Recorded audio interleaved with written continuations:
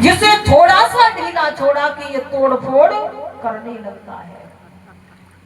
साधक ऐसा कहते हैं, आध्यात्मिक मार्ग के पथिक ऐसा कहते हैं, जैसे ही काम खत्म हुआ इस मन को ओम नाम की बल्ली पर चढ़ाओ और उतारो। अगर इस मन को ढीला छोड़ दिया तो हो सकता है ये महाविनाश का कारण बन जाए। इस मन को जीतो। इस मन को जीतना कठिन अवश्य है पर असंभव नहीं है। कवि ने कहा है, जो करे प्रभु से प्रीत वही नर मुक्ति पाते हैं, और जो मन को लेते हैं जीत वही नर मुक्ति पाते हैं। जिसने मन को जीत लिया वो मुक्ति पा जाता है।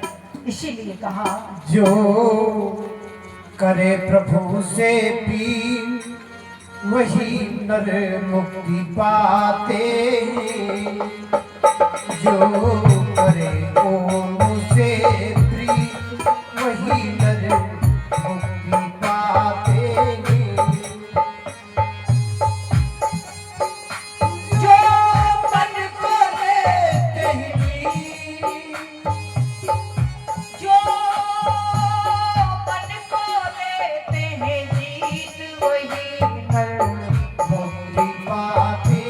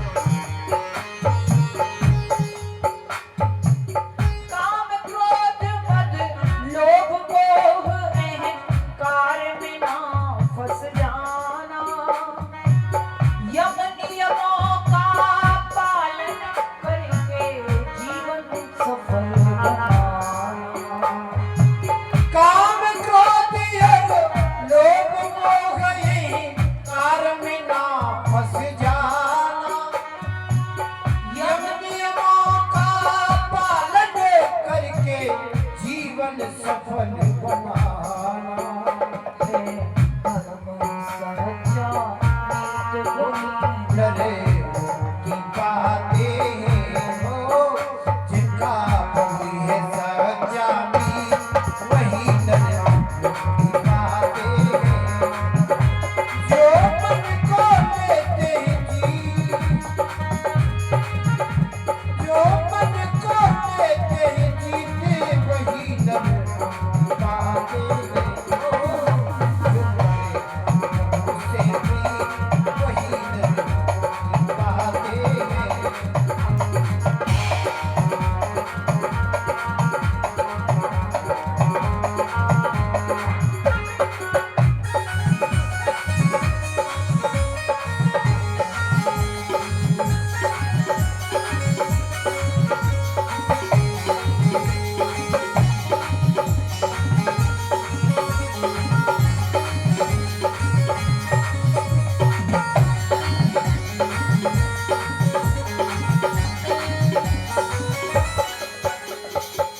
रथ शरीर और बुद्धि सारथी इंद्रियाएं घोड़े मन रूपी लगाम को बुद्धि यदि ना छोड़े रत शरीर और बुद्धि सारथी इंद्रिया ही घोड़े मन रूपी लगाम को बुद्धि यदि ढीला ना छोड़े तब निर्मल होवे चित्त वही डरे की बातें हो उनका निर्मल होवे चित्त वही डरे की बातें जो मन को लेते जीत जो मन को लेते जीत वही डरे की बातें जो करे मुझसे भी वही डरे की बातें जो करे मुझसे भी वही डरे की बातें जो करे मुझसे भी वही डरे की बातें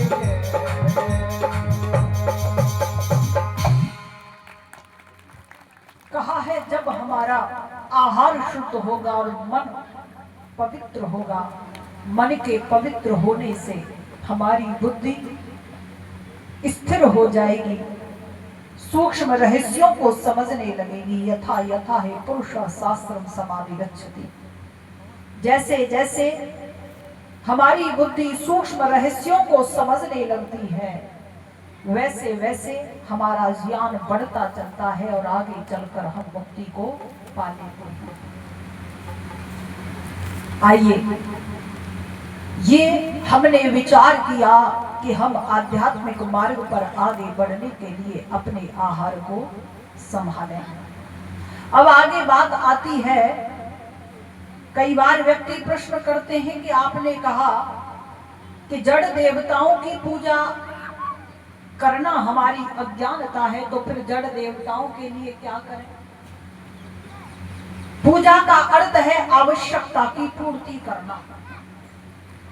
ये जो जड़ देव हैं, समझाने के लिए दृष्टांत बनाया है कि एक बार एक आत्मा अपने शरीर को छोड़कर प्रजापति के दरबार में पहुंची, तो प्रजापति ने कहा कि इस आत्मा को मुक्ति में भेज दो। जब ऐसा कहा तो वहां पर एक देवता खड़ा हो गया, अन्न देवता। उसने कहा ये तो मेरी कर्जदार है, तुमने इसे मुक्ति का अधिकारी कैसे बता दिया? कि क्या कर्जा है कि इसने मुझे पृथ्वी लोक पर जाकर खाया पिया दूषित करके निकाला, मुझे शुद्ध करने का कोई उपाय इसने नहीं किया, इसीलिए ये मेरी कर्जदार है। तभी दूसरा देवता खड़ा हुआ कि ये तो मेरी भी कर्जदार है, कि तुम कौन हो? कि मैं वायु देवता हूं, इसने मुझे भी शुद्ध वायु के रूप में ग्रहण किया, दूषित करके निकाला। तीसरा देवता खड़ा हुआ कि मैं जल देवता हूं, मेरे साथ भी इसने यही किया, ये मेरा भी कर्जदार है। तब प्रजापति ने कहा कि भाई तुम पर तो बहुत कर्जा है, और तुम्हें इनका कर्जा चुकाना है, और इनके कर्जे को चुकाने के लिए तुम्हें तो कई जन्म लेने पड़ेंगे। जल देवता के कर्जे को चुकाने के लिए मछली कछुआ बनना पड़ेगा, और वायु देवता के कर्जे को चुकाने के लिए तुम्हें ततैया आदि योनियों में जाना पड़ेगा। और कहा कि अन्य देवता के कर्जे को चुकाने के लिए सुरैरी पई बनना पड़ेगा, केचुआ आदि बनना पड़ेगा।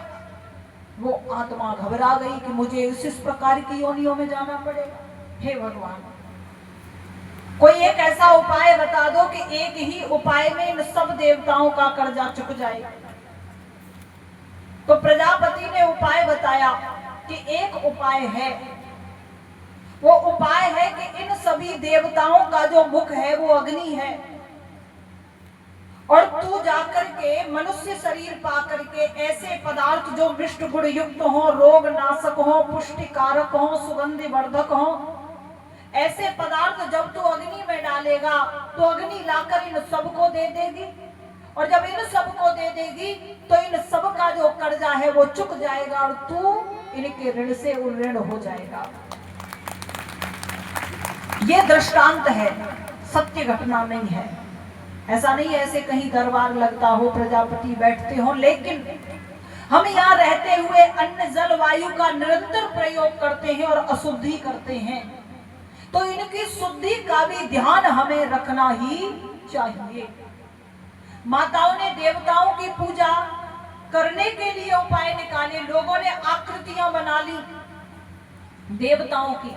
अच्छा माताओं, एक बात बताओ, आप मंदिर में जाती हो पूजा करने, और मंदिर में तुम मीठा लेती हो, फूल लेती हो, हलवा लेती हो, दीपक जलाती हो, और एक लोटा पानी और उसमें थोड़ा सा दूध भी मिला लेती हो, और जाकर के मंदिर में वो हलवा, वो मीठा मूर्ति के ऊपर रखती हो, और उसमें मीठा मिला हुआ, दूध मिला हुआ पानी डाल देती हो। वो बह करके कहाँ जाता है? देवता तो खाते नहीं उसे, यानी मूर्ति तो खाती नहीं, वो बह करके गंदी नाली में चला जाता है, वो सड़ता है, बदबू देता है, और वातावरण दूषित होता है। माताएं कहती हैं हम तो ऐसे ही करेंगे, हमारी तो माँ ऐसे ही करती थी, हमारी तो दादी जी ऐसे ही करती थी। अच्छा, ऐसी पूजा करके मंदिर के देवता प्रसन्न हो जाएं, तो आप ऐसी पूजा करके अपनी माताजी, सासू जी, ससुर जी को खुश करके दिखा दो। आप हलवा लो, मीठा लो, हलवा मीठा लेकर के पिताजी के सिर पर रख दो, पिताजी के कंधों पर, और ऊपर से दूध और मीठा मिला हुआ पानी डाल दो ऊपर से। अच्छा, पिताजी आशीर्वाद देंगे कि मारेंगे तुम्हें? अगर ऐसा करोगे तो नाराज हो जाएंगे। पिताजी की पूजा करनी है तो जो ऊपर डाला है उसे मुख में डालो, हलवा, दूध, पानी, मीठे पदार्थ जब मुख में डालते हैं तो पिताजी के पूरे शरीर तक वो चीज पहुंच जाती है, रस रक्त बन करके, और पिताजी की पूजा हो जाती है। इसी प्रकार से शास्त्र कहते हैं अग्निर्वई देवानाम मुखः। अगर कोई पदार्थ हमें देवताओं को पहुंचाना है तो अग्नि ही देवताओं का मुख है। वेद कहता है हविष्मतीर्मा आपो हविष्मा आविवासत, हविष्मान देव अत्वरो हविष्मान अस्तु सूर्य।